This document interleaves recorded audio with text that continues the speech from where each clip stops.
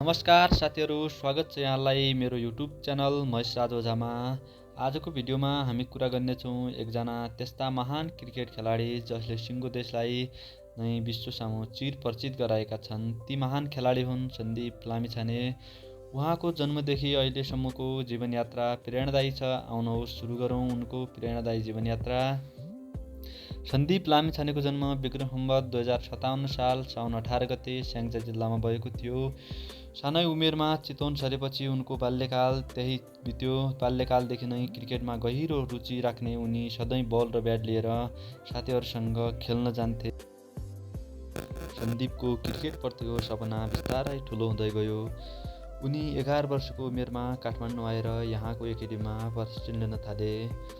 शरद भेषवागर जस्ता सिनियर खेलाडीहरूबाट प्रेरणा पाए, तर असली मोड आयो जब उनलाई पूर्व कप्तान पारस खड्काले अवसर दिए। सन् 2016 को अन्डर-19 विश्वकपमा सन्दीपले आयरल्यान्ड विरुद्ध 5 विकेट लिँदै सबैको ध्यान खिचे। त्यसैबीच उनलाई अस्ट्रेलियाका पूर्व कप्तान माइकल क्लार्कले समर्थन गरे। सन्दीपले क्लार्क क्रिकेट एकाडेमीमा प्रशिक्षण लिने मौका पाए र त्यहीँबाट उनको करियरले नयाँ मोड लियो। सन् 2018 मा इतिहास बन्यो। सन्दीप लामिछाने दिल्ली क्यापिटल्सबाट आइपिएल खेल्ने पहिलो नेपाली खेलाडी बने। त्यसपछि त उनले Caribbean premier league, big bash league, BPL T10 जस्ता लिग अन्तर्राष्ट्रिय प्रतियोगितामा धमाका नै मचाए। नेपालबाट विश्व क्रिकेटको मानचित्रमा पुग्न सफल पहिलो स्टार बने सन्दीप।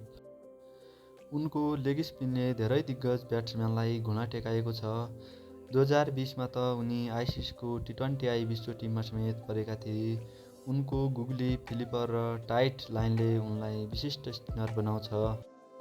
तर सफलता मात्र होइन, सन्दीप लामिछानेको जीवनमा कठिन मोड पनि आयो। 2020 मा उनीमाथि कानुनी विवाद आयो, जसका कारण उनको क्रिकेट करियर रोकिएको थियो। तर पछि अदालतले सफाई दिएपछि उनी पुनः राष्ट्रिय टिममा फर्किए।